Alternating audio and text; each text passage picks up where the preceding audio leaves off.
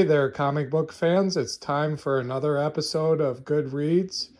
As you can see, since last time, my stack of comic books has only gotten taller. I have read about 30 issues, but in the meantime, I keep finding more that I would like to read. Well, stay tuned and let's take a look at a few up close. And in the meantime, like and subscribe. Let me know in the comments, what are you reading and what do you think of the comic books that I'm showing in this episode of Good Reads with Jeff of Magnitude 10 Comics.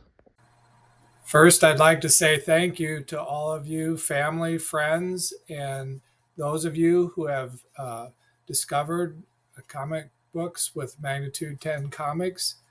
Thank you for watching. I appreciate it. I appreciate your participation and support. Happy Valentine's Day.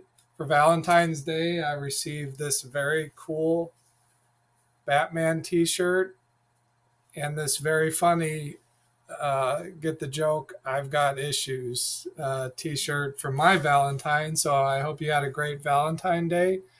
Like I mentioned, I have been reading quite a bit, but life gets busy. So there's quite a few issues that I've read this past month, but I did want to, I really love and enjoy this. So this is a recent newsprint comic book that I've read. We have the Godzilla #1. This, I opted for the Alex Ross cover. They put this special protective cover. And so those were two new comic books. I've been working on a lot of different things. I'm up to this issue of the Streets of Poison. This is a set. They're really nice, and I've been enjoying that. And then there was just a random odd one, science fiction. I thought this might be of interest. And it'll be a little bit of backstory. I recently processed a run of Namor, and this one caught my attention because of the, I'll show you an older copy of Fantastic Four. So let me switch over. I'll show you our progress on our free giveaway, and I'll grab that Fantastic Four and show that to you. Okay, so many of you who are fans, you may or may not know, but there's been a long history. So this is this is issue 27 from the early 1960s. But the Sub-Mariner was a Marvel character even before the Marvel Age, going back to the Golden Age with timely comics. Captain America, the Sub-Mariner, and the Human Torch, who was an android at the time. Those were the big characters that Marvel had compared to Batman, Superman, Wonder Woman that DC had. But there's a long tradition of the Sub-Mariner. Namor was very attracted to Sue Storm, and there was a rivalry, and so you can see that on the cover of this issue. So when I was going through this collection of Namor and preparing them for the collection, for the Magnitude 10 collection, this one in particular, beautiful cover, foil cover. It's actually a wraparound cover. So this caught my eye for that reason. And with the movie coming out, I thought this would be a fun read. And as it turned out, it was one of my favorites recently. So lots to share. Let's switch over and see how we're doing on our free giveaway real quick, and then we'll dive into these comic books. A dashboard of the YouTube channel. You can see I'm just barely outpacing the number of subscribers. We have 36 videos and 35 subscribers. We have over 1,000 views. Let me see if I can get to a little bit more here. There's the dashboard. So this is the latest video, but You can see here we've had 770 views. So I know you're out there, but make sure that you register for the free giveaway. You do not have to be a customer. You do not have to make a purchase. You do not have to be present at the time of the drawing. But please do cast your vote. And in every description, I'm trying to put this information about it. So please do go and register. This will be the first free giveaway right now.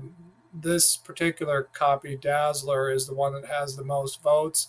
If there's a total of 15 to choose from, if there's one that you like better, and please do go to the bottom of the homepage and enter your email address, or at least comment. I can put you in if you at least give me a name or something to drop in the hat for the drawing. When I go to contact the winner, I am going to need a good email address or some way, a good way to contact you. So don't miss out. Enjoy the fun and subscribe. That helps out with this channel. Right now, it's completely unsponsored, free of advertisement, and I'm happy to keep it that way. But I am wanting to share this content with others, and by liking and subscribing, you do that. And those of you that have taken the time to do that, really appreciate that. Thank you. So here's Fantastic Four, issue number 27.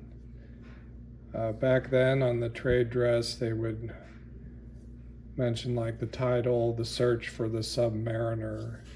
Special guest star, the sensational Doctor Strange. So this is an early issue. We can see here in the credits, this is Stan Lee and Jack Kirby. And right off the top at the start of this, we have Reed Richards using a thought machine, revealing that, oh, he's thinking about Sue there in a very revealing negligee or something like that. And then the story goes on where she says, I don't want to reveal my thoughts to you guys, as they're trying out his new invention. But then here's the Sub-Mariner, and he's using his crystal ball and searching, and he says, with Sue Storm as my princess, I would find my people, restore the glory of my undersea empire, and make the reign of Prince Namor the most glorious in the history of Atlantis. Though I vowed not to do so, I can resist no longer. I must behold her lovely features. I must see her once more. There she is, revealed to me by the power of my undersea scanner. Now I know she must be mine.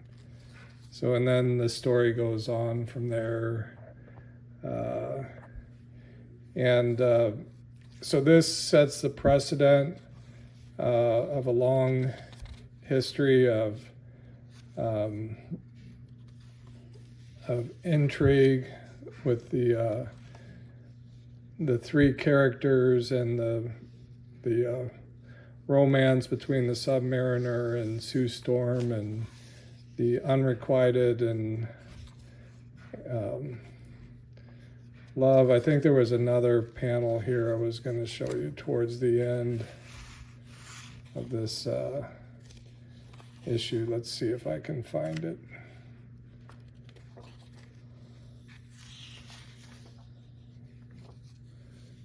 I think here towards the end.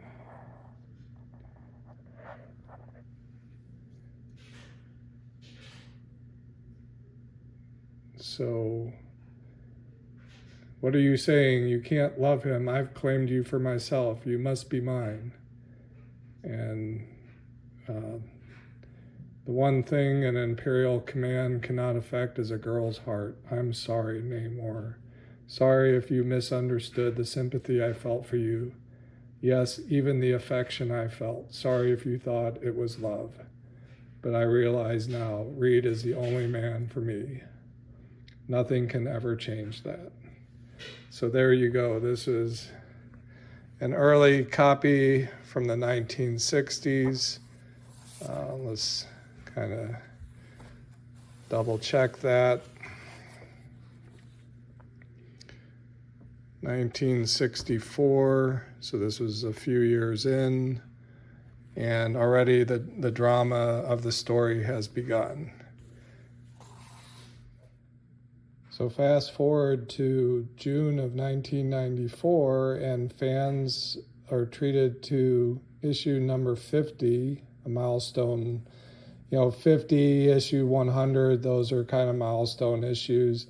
And we have this beautiful foil wraparound cover of Prince Namor and Sue Storm locked in a kiss in a beautiful location there. So this story was a lot of fun. I enjoyed reading it. It's an example of something that, you can just jump in. I have not read issues 1 through 49, but knowing a little bit about the characters, it turns out, now this is a spoiler alert, because if you think that you are going to read this, you probably want to pause or skip ahead to the next one. But I'll show you a little bit of this book, and I am going to give away the storyline here. So it does indeed open, very surprisingly. Here he is looking out the window at the sunset and talking about the love of his life, and here she's putting her stockings on, and you're going, oh my gosh, they finally hooked up, and what's going on here? Well, he goes to his board meeting and finds out that he's been tricked. So he's still happy here. He's finally with the woman he loves, Sue Storm. Advertisement here in the middle of the story. And unfortunately, he finds out that he's been tricked, and it actually wasn't Sue Storm, but this is his cousin, Namorita, which is kind of a cute. There's a whole cast of characters, a unique set of characters in the Namor story, and so I definitely would recommend this. These are not expensive, this 1990s run, but he goes to the Baxter building. He's like, what's going on? And she's like, he's ready for a date, even his cousin gives him the thumbs of approval that, women like a sharp-dressed man. He's got some roses here, and she's busy. They're working on something. He's like, what's going on? It's not the same woman that I left this morning. And they get into a fight. The thing clobbers him, and the truth comes out. Big fight scene here. Some really nice, it was a good mixture of story and art, action and drama. But, and the Super Skrull was part of the Fantastic Four, I guess, at this point. And I guess this was tying into the Fantastic Four comic they mentioned here. Let's see, it's finally being revealed. Here's the big reveal. It wasn't her, it was Lyra. And I'm going to I'll show you, Namor in the original Sub-Mariner from the 70s, this was a character in that series. So I think there's even a note here. So in comics, you'll see this long ago indeed in Sub-Mariner number 37 from May 1971.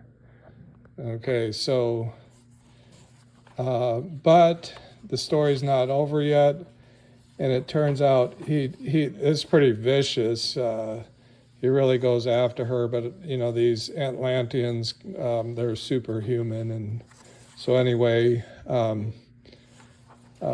cool story. He goes to his favorite place, and it turns out the real Sue Storm shows up, and I guess she had feelings, sympathized for him, but that's as far as it goes. And then you get a couple bonus pinups, and very cool comic. So let me show you, just for fun, let me show you that issue from 1971.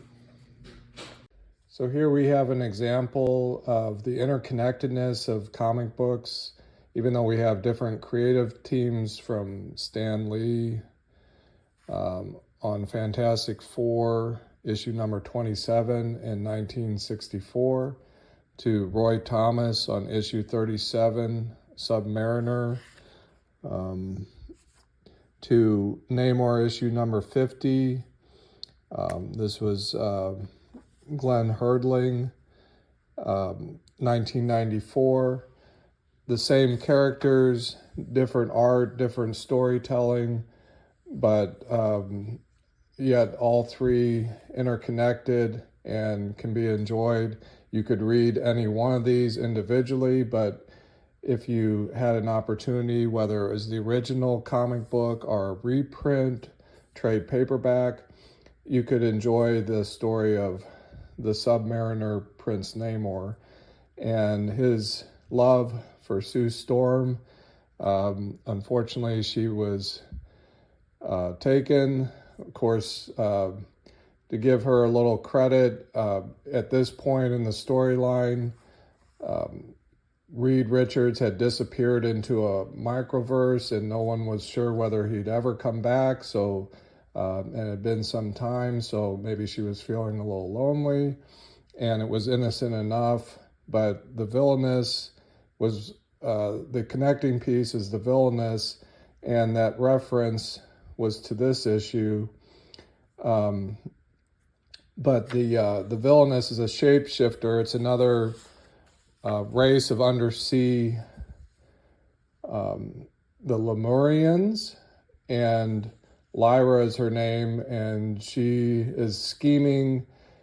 She has taken the guise of Dorma, the betrothed of Prince Namor, and as soon as the priest finishes the wedding vows, she reveals herself, and as having fooled him. And this story has to do with rescuing Dorma back from Lyra and her henchmen, and saving Atlanta from another villain. So there's two plots in this story. The language is different, the art's different. Fast forwarding to 94, though, there is the same character that you're seeing portrayed here. This is Lady Dorma, but there's the same character connecting the pieces. So hope this was a fun dive into a random, sort of semi-random walk in the history of comic books and these Marvel characters. I do appreciate you liking and subscribing. Like I said, at this point, this is just a labor of love, and I enjoy sharing, as many of you also love these comic books. Do comment and share your thoughts. I look forward to hearing from you. Don't miss out on the free giveaway. More to follow on that. I think I'll wrap this up and kind of keep these videos encapsulated. So I will post videos kind of, I'm thinking just to cover, one book, or if there's something like this where there's a set of interconnected stories, something that has a common thread, and post those under the Good Reads category. So Look forward to seeing you on the next video, and in the meantime, keep enjoying your comic books, and thank you for joining me on this video.